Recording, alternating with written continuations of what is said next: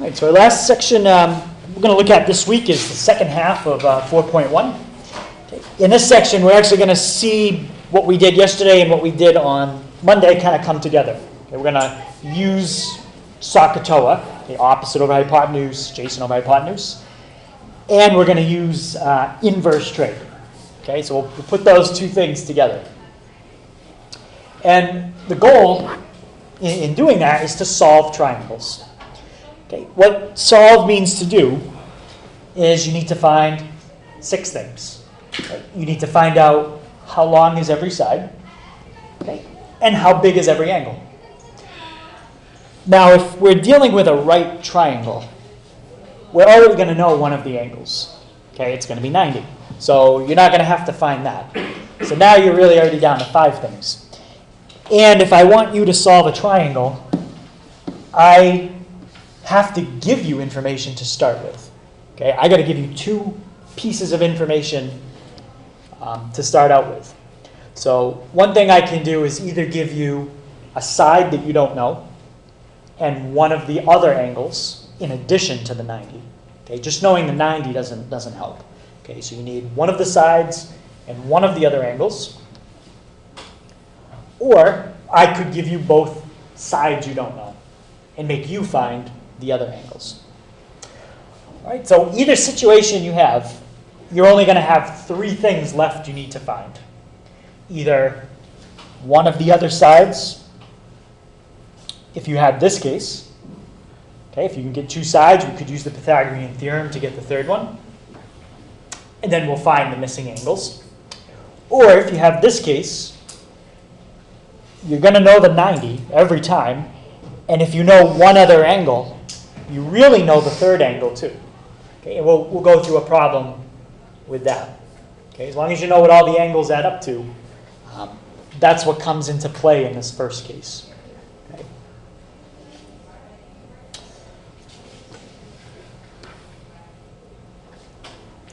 So I think the easiest thing to do in this kind of problem is to make a sketch so you can visualize what's opposite, what's adjacent, and what's hypotenuse. Because in some problems, what I'll do is I'll just give you information like that, and I'll say solve. Okay, we'll come back to this in a second. I'm going to go back to the other page. But if you can't figure out, wait, is this across from the 20 or is 6 next to 20? Make a picture, and then you can see what goes where. Okay, we're going to draw the picture the same way I showed you yesterday. Okay, you use certain letters for the sides, certain letters for the angles. Does anybody remember the 2 letters we use for the legs? A and B. Yep, use A and B, and it doesn't matter which one you put where. And the hypotenuse is always C. Now, you don't need to name the angle across from the hypotenuse. It's already marked with a 90. But you do need to name these other 2. Does anybody remember the name we give to the angle across from A? Alpha. Yep. This will be alpha. And how about the angle across from B? Beta. Now, you can draw that triangle any way you want, as long as you keep the relationships I just did. If you want to sketch it this way, that's fine. It's just wherever you put A, put alpha across from it. Wherever you put B, put beta across from it. That's all you have to remember. A across from alpha, B across from beta. And C always is hypotenuse. Okay.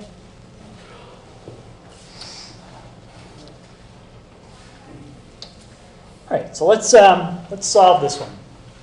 Okay, this is an example of the first case. I'm giving you a side, and I'm giving you an angle. A side and an angle. Okay, so generally what I like to do is we're going to make the picture, and we're also going to write everything in a chart. Okay, just to organize all 6 pieces of information. Okay, so what I'm going to do is put my 3 sides in one column. I'm going to put my 3 angles in the other column. Okay, and again, that's just to organize all the information that we're given and the information that we're going to find. Okay, what I did is I put a box around everything we don't know that we need to find. Okay, and I filled in the three things we were given. The right angle, which is always given, B, and in this case, alpha.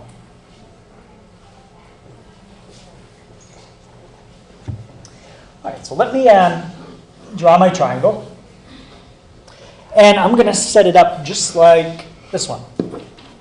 Okay, filling in the information I was given. Okay, so I know B is 2. And I know alpha is 40.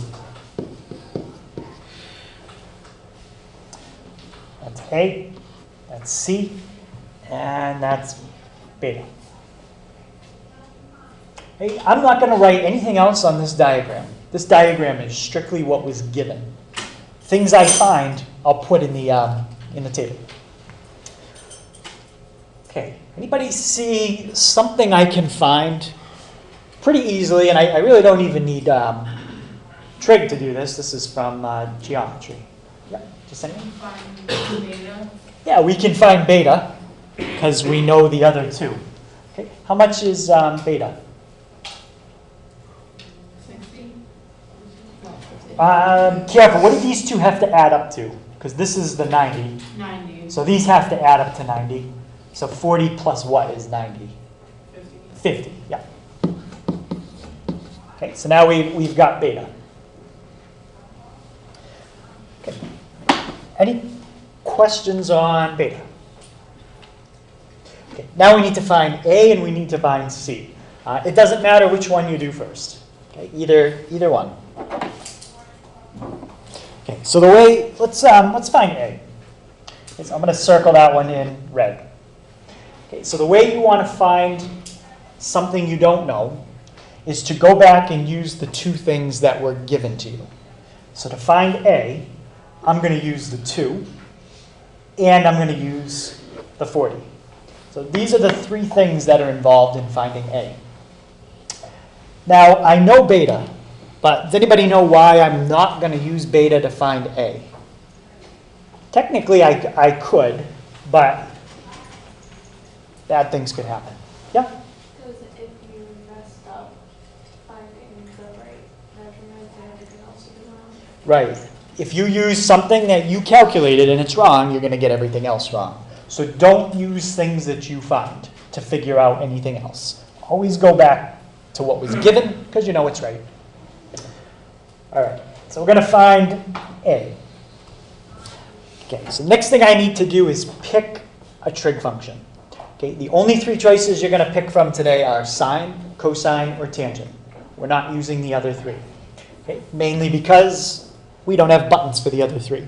Okay, we have buttons for sine, cosine, and tangent, so they're easier to work with.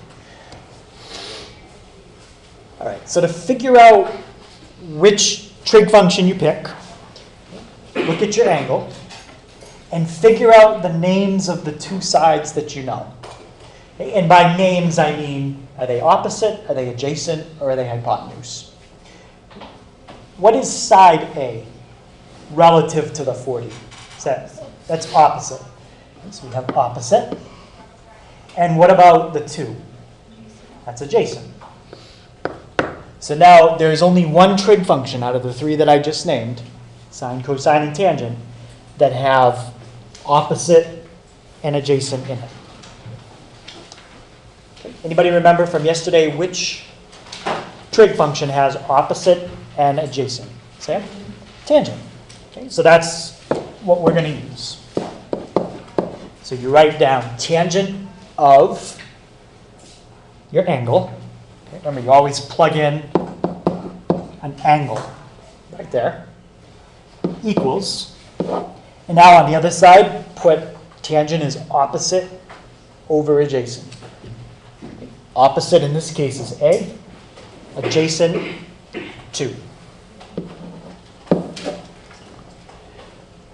Okay, now we just need to get A by itself, and that's it. Okay, so how do I get rid of dividing by 2? Connor? Yeah, multiply by 2 on both sides. Multiply by 2. And that's A. Okay, we need to type that in, get the decimal for it. But that's what I'm going to type in. Okay, when I type this in, is there anything I want to be careful with in terms of like the mode on my calculator? I should be in degrees. Okay, we're going to be in degrees for every problem that we do today. It's not that we can't use radians, it's just we're not. Okay, so 2 tangent 40. And before I hit enter, I'm just going to change my mode to degrees. On your calculator, you might have to change the mode before you type it in. I can change it whenever I want. Just as long as I change it before I hit enter. Okay, we get about 1.678. I'm going to go to 3 decimal places. 1.678.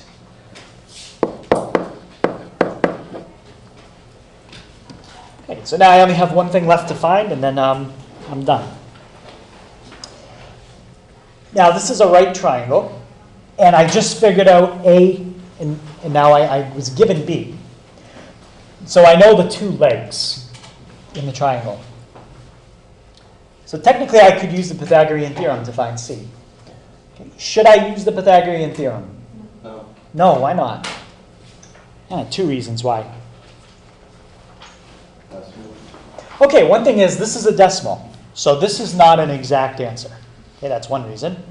And what else? You're relying on something you found. Yeah, I'm relying on something I found, and what's the problem with that? It could be wrong. It could be wrong. Okay, if this is the wrong answer and I use it, we already said that's going to mess up everything else. Okay, so forget about what you just found. We're going to find C using the 2 things that were given. Okay, so now I'm going to find C, and I'm going to go back to the 2 pieces of information that were given. Okay, so now I'm focusing on everything in green. Okay, last time I already labeled the 2. Okay, that's the adjacent. But now I need C. Okay, what's the name of that side? Hypotenuse. So now the side that I know is the adjacent. The side I want to know is the hypotenuse. Okay, so there's only one trig function that has adjacent and hypotenuse in it. Cosine. Okay, so now we'll use cosine. Okay, that was to find A. This is to find C. Okay, so it's cosine of, careful, yeah, you always plug an angle into a trig function. Okay? Cosine of my, I forgot my angle, 40 equals, and John, what's the side adjacent to 40? 2. 2. And what's the hypotenuse? C. C. Okay, so we're starting with this. Okay, I'm going to show you how you get C by itself, but I think after I show you, you'll see a shortcut you can do every time you have the variable in the bottom. Anybody know the shortcut? Yeah? Multiplied by 1/2. No, not multiplied by a half. It's actually not even something mathematical. It's like something visual you can do. Yeah? Switch cosine and C. Yeah, basically, we'll go through it one time, but the cosine and the C are just going to switch places. And you're going to get C equals 2 divided by cosine 40. Okay, let's just see why they switch places. So the first thing, if you didn't know that shortcut, you want to move C to the other side. But Jake, how do I get rid of dividing by C? Multiply by C. Yep, I multiply by C. Multiply by C. And now I'd have C cosine 40 equals 2. And now my last step is I want cosine 40 on the other side. Since I'm multiplying, I get rid of multiplication with division.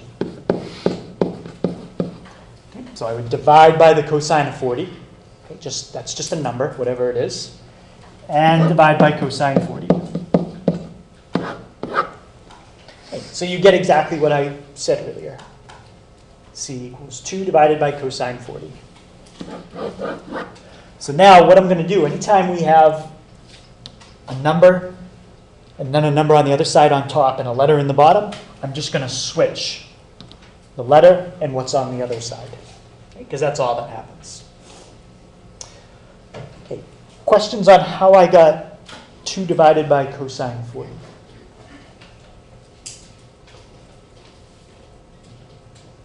All right, so we'll type it in. Don't type in like this. It's always good to turn your calculator on. But don't type in cosine of 40 and round that off and say, okay, that's about 0.8. Okay, and then say, all right, I'm going to do 2 divided by 0.8. And it comes out to about 2.5. Okay, if you round your answer off like I just did, it's going to mess it up. Okay, so the way I'd want you to type it in is exactly what you wrote right here. Okay, and you'll see that's going to change the answer a little bit. Okay, so the answer is really 2.61, not 2.5. Okay, and if we're going to 3, it's 2.611. All right, so now you've got A, you've got B, and you've got C. If you have extra time, you could check it with the Pythagorean theorem. If you square A and square B and add them up, it should equal C squared, or close. Okay, we rounded things off, so it won't be exact, but it should be extremely close. Okay, but I'm not going to check it, because those are correct. Hey, any questions on that? Yeah, another thing you can look at really quick when you're done the problem, just to see if there's something obviously wrong, is the biggest side should always be across from the biggest angle. The smallest side should always be across from the smallest angle. If that doesn't happen, something's really wrong. And another nice shortcut that could come up, if you've got 2 angles that are the same, then what does that mean about the 2 sides? They're going to be the same. Right? So sometimes you don't have to do as much work if you have an isosceles triangle. That usually doesn't happen.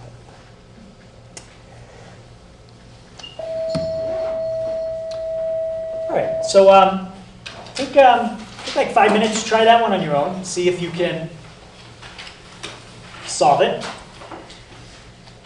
Okay, it's pretty much the same type we did last time. There's something you can find right away without too much work. And then there's 2 other things you need to find.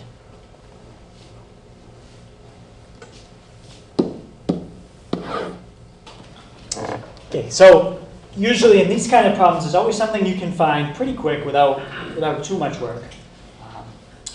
Jared, in this case, do you see something we can find right away? Yeah, the thing paired with A. Yep, do you remember the name of it? Yep. And what is it? That's a good question. No, I'm being for real, that's a good question. Anyone help him out? Alpha. I'll go All right. alpha, yeah. So how do you find that one? Since we can do it right away. Don't you add up the angles that aren't 90, they should equal 90? Yep. Yeah, the 2 angles besides the right angle should add up to 90. So in this case, alpha should be 70. yeah. Okay. Now we definitely know that that's correct. There's no question. 70 is right. But even still, we're not going to use it to find B or C. Okay, just stay away from it, just in case you make a kind of a simple mistake and you don't see it on the test. All right. So what should I probably do at this point to make things easier to visualize? Yep. Yeah. Let's just make a sketch so we can see what's across from what. So I'm going to put A here, alpha there, but I'm not going to label it because I didn't know it. Okay, that wasn't given. B. And let's see, C, and beta I knew was 20. Okay, so I've labeled everything that I was given. All right, so now we have to find B and C. It doesn't matter which one we do first. John, which one you want to do first? B? B. All right, we'll do B. So we're going to find B, and we're going to use the 2 things we were given. Dan, from the perspective of the angle I'm using, what's the name of the side on the bottom? Opposite. Yep, that's opposite. And how about the side that's 6?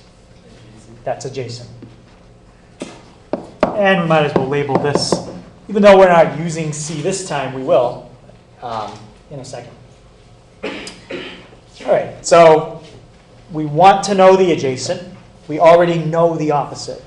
So we have to find a trig function that has opposite and adjacent in it. Yeah. Tangent. Yeah, so we're going to use tangent. And John, can you tell me what I would write? It's opposite over adjacent. Okay, so B over 6 equals 20. so you want to put, sorry, I didn't know. Go ahead, say it again. Tangent of 20 degrees Yeah. equals b over 6. There you go, good.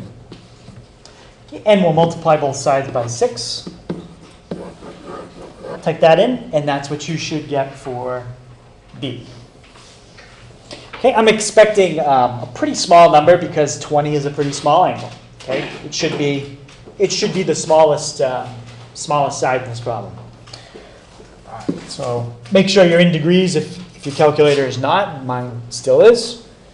6 tangent 20. Okay, 2.184. Okay, so B is 2.184. Okay, yeah. So for those, do you want us to round to 3 decimal places? Yeah, I just did 3, but I think the book has somewhere they do 2.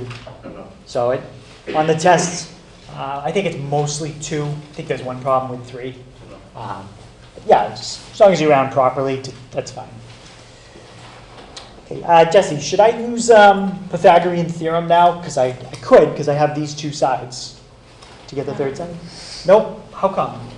Because you rounded it to be, and it could be wrong. Right, it's rounded. So first of all, if you use that, it's not exact. And second, it could be the wrong answer. Okay. So we'll find C, same way we found B. Okay, we'll use trig one more time. Okay, so this time I want to find C. Go back to what I was given. 6 and 20. Okay, so focus on everything that's in green. Okay, so Kyle, I'm looking for a trig function that has the side I know, which is adjacent, and the side I want to know, which is hypotenuse. Can you think of which trig function has those two? Yeah. And can you tell me what I would write down? Cosine 20 degrees. Yep. Equals 6 over c. Equals adjacent over hypotenuse. And now, because I have the variable in the bottom, I'm going to do that trick that we looked at last time. I'm just going to switch C and cosine 20.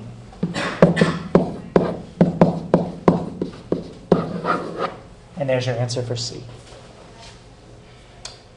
Okay, any questions on that step? If that trick's confusing, you can do the algebra each time, but that's what's going to happen. Okay. All right, so 6 divided by cosine 20. We get 6.385. Okay, anybody get both those answers for B and C? Yeah, pretty good. Okay, I'm going to just check quick. Biggest angle should be with the biggest side. Smallest angle with the smallest side. Okay, so I don't see anything obviously wrong, and those answers look reasonable. All right, so any questions on the type where they give you an angle and a side to start? All right, so let's look at this one. This time they're not giving me an angle and a side. They're giving me two sides.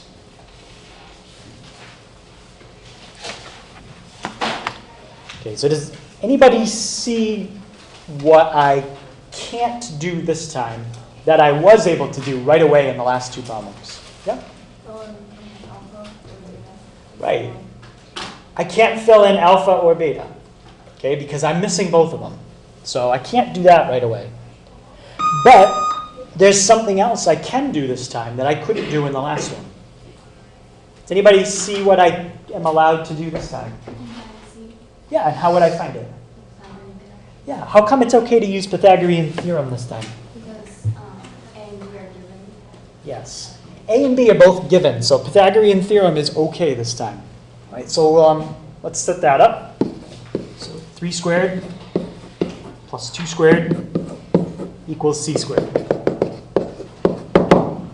Okay, so we're going to find c.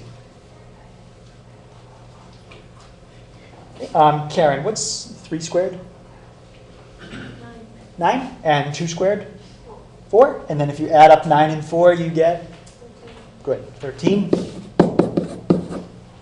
And Paige, I want to get c, not c squared, so what do I have to do? Yeah, take the square root.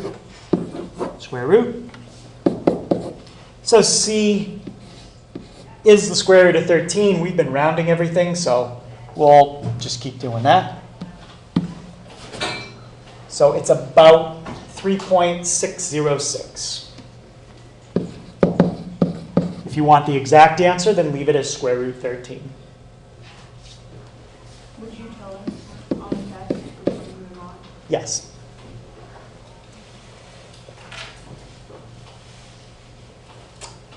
Okay, so now we've got all our sides. Let's make a picture, and then we got to figure out our angles.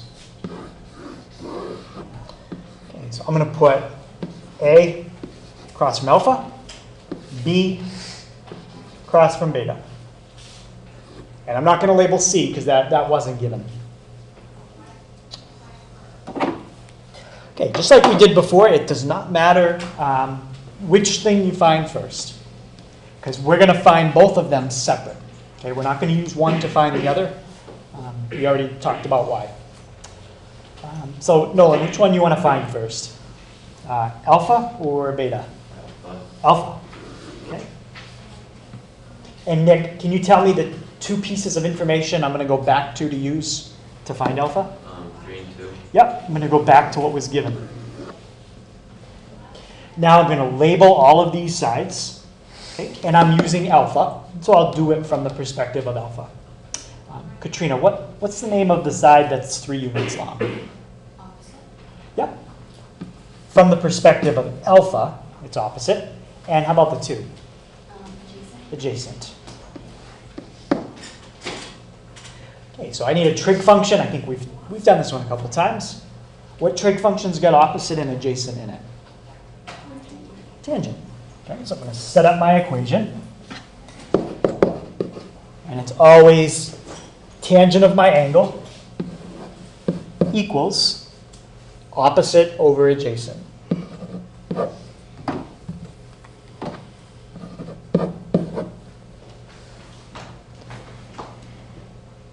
All right, so what's different about that? We haven't come across anything like this yet. May see, Connor? We have an improper fraction in alpha and tangent without a degrees. Okay, so the fact we got an improper fraction here, that could happen depending on different things. But the second thing he said, that's really important. The variable, okay, we don't know the angle. Okay, so this time the variable is inside that tangent function. Okay, that tangent function is what we don't know. So my goal is to get alpha by itself. So when I'm done, I want to have this. Alpha equals. Okay. Anybody know how I can get rid of tangent? There's something we talked about this week that would cancel it out. Yeah? Oh, no? But I know. Oh, you think you know. Okay, go ahead. The inverse tangent? Yeah, we have to take the inverse tangent of each side. Okay? Now, sometimes people say, well, divide by tangent. And then I say, well, you can't divide by a word. Okay? Tangent's a word. You can only divide by numbers or letters. Okay? If you have a function, the only way to cancel it out is with another function. Kind of like squaring. You can cancel that out, but you need another function to do it called square rooting. Okay? So I'm going to take and plug everything on the left-hand side into inverse tangent. And we've seen things like this before. And I'm going to take everything on the right-hand side and plug that into inverse tangent. So I'm not multiplying by inverse tangent. I'm taking the inverse tangent. Okay?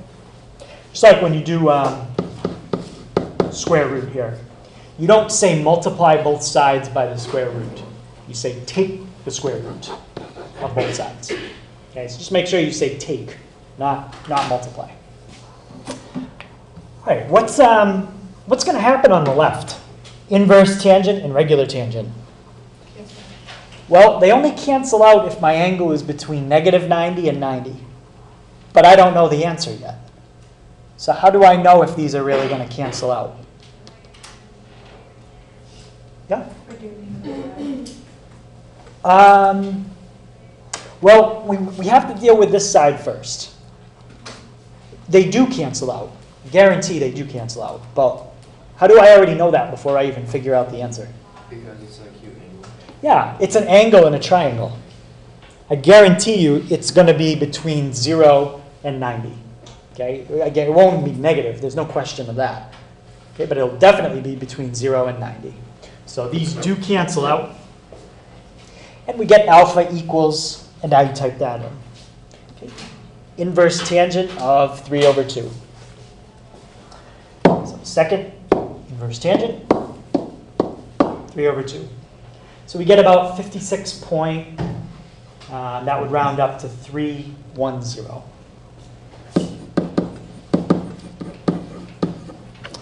Okay, so that's 56, thank you. Let me copy that. Which one did we just do? Alpha. Now I have two of the angles. I've got alpha and I've got the right angle. So I could just add these up and subtract from 180 and get beta. But why do you think I'm going to say that's not the best idea? Sam? Because alpha's a rounded number. Okay, first of all, it's rounded. So anything you use it for, it's not an exact calculation anymore. What could be another problem with alpha? Yeah, Paige? Could be wrong. Yeah, it could be wrong. Okay, so the way I'm teaching you to do the problem, if you get one part of it wrong, you won't necessarily get everything wrong. You could make a mistake on just one thing, and you could still get everything else right. Okay? If you try to use something you found and it's wrong, then you could get the whole problem wrong and get no partial credit. All right. So let's find beta. Okay, and we'll go through it a little quicker. I don't think I need to spend quite as much time this time. I'm going to find beta using the 3 and the 2. But now the names of the sides have changed because I'm not standing at alpha. Now everything is from beta.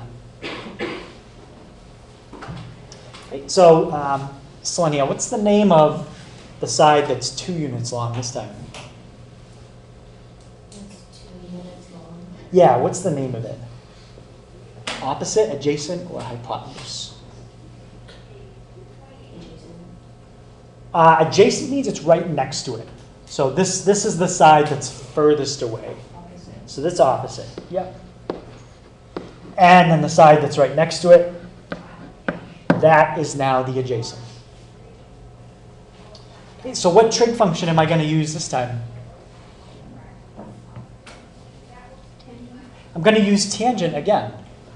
What's going to be the only difference? The 3 and 2 switch. Yeah, the 3 and the 2 have just switched places. Okay, so now we're finding beta. Okay, and I'm going to have tangent of beta equals opposite over adjacent. So now my fraction is 2/3 instead of 3/2. Solve it the same way. Inverse tangent. Inverse tangent. Okay, so take the inverse tangent of 2/3, see what we get.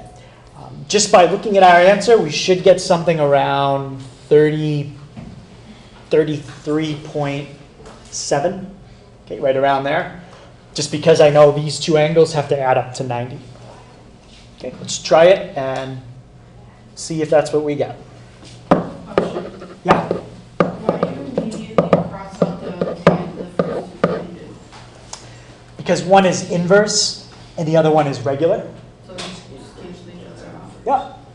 Remember those formulas we did yesterday? They were like formula 2a, 2b, 4a, 4b. That was one of these. Okay. Yep. And it doesn't, sometimes it could be sine, it could be cosine. It just depends on the sides you're given. This time it was tangent. All right, so let's try it. Inverse tangent of 2/3.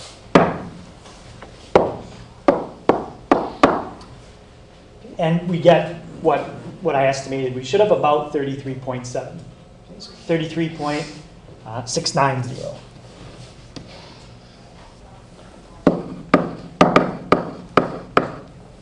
Okay, when you're done this problem, make sure that these two angles do add up to 90. If they add up to like 80 or 85 or something, something isn't right. Okay, but they should add up to pretty close to 90. Maybe not exact because of rounding. Okay, so any questions on solving the type where they give you two sides?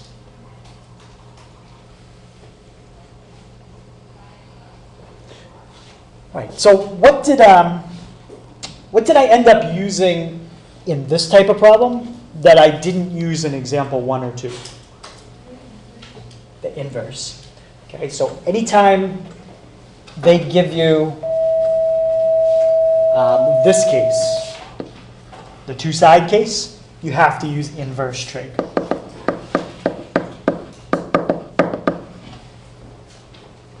Okay, that is the only time that you use inverse trig. Okay, when you want to find an angle and you don't know it.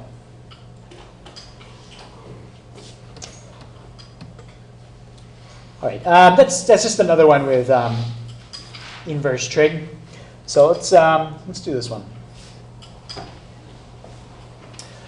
So this one is a word problem, and it says that we're leaning a 20-foot ladder against the house.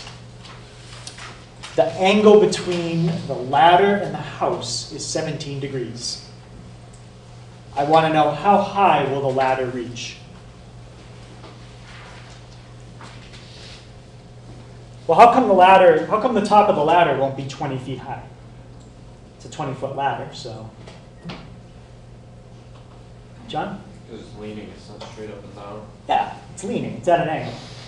Okay, if it was straight up and down, it would probably fall.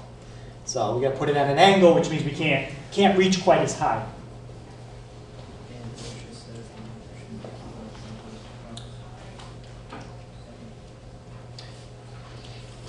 Any thoughts on the strategy to solve this problem? What we might want to do?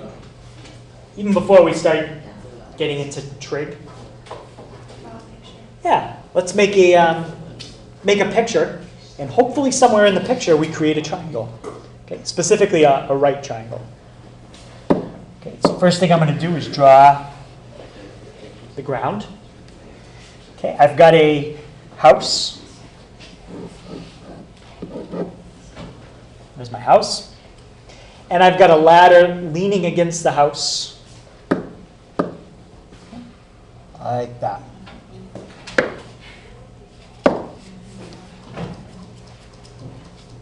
Okay, it says that the ladder is 20 feet long. Okay, so that black line, that's my ladder.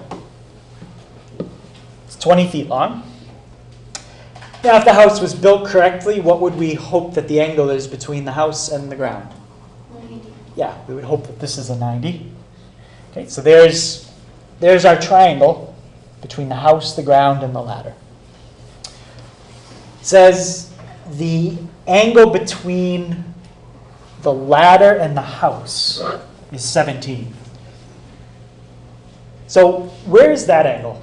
Is that one at the bottom or at the top? Yeah, that's at the top. Okay, and they're asking me to find how high the ladder will reach. Okay, basically they want to know how long is that side of the triangle. call it X, or if you want to use a letter we've been using, we could call it A. Doesn't matter what you call it. So now we know an angle, we know a side, and I want the other side. Does anybody see what trig function we need to use without me kind of going through it step by step with you? Yeah, we need cosine. Pretend like you're standing at the 17. You know the hypotenuse. You want the adjacent. Okay. Forget about opposite. Okay. If I was asking you how far is the ladder from the house, then you would want to know opposite. Okay, but this time you don't need that. Okay, so cosine of 17. And Kate, can you finish setting that up for me? Yep. A over 20. Okay, I'll multiply both sides by 20. And that's how high the ladder will reach up the house. Okay, even putting it at that kind of angle, it's still going to reach. Pretty high. Okay, 19.13 feet.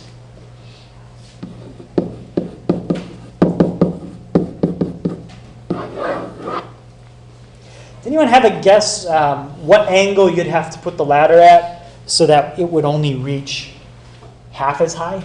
So it would only reach 10 feet high?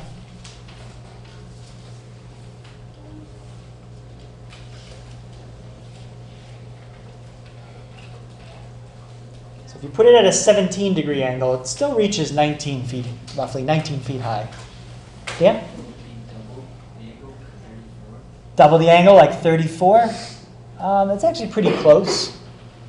Yeah? 45.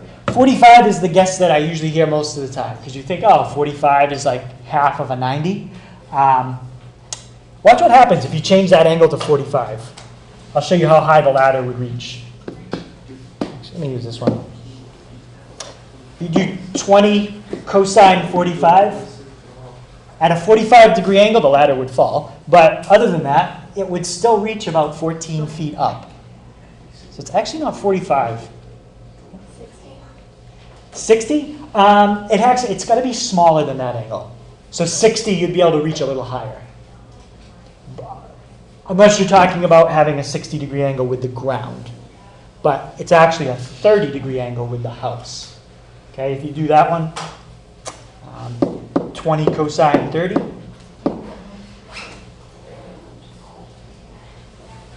I think she was getting closer to 60. Yeah, I think she was too.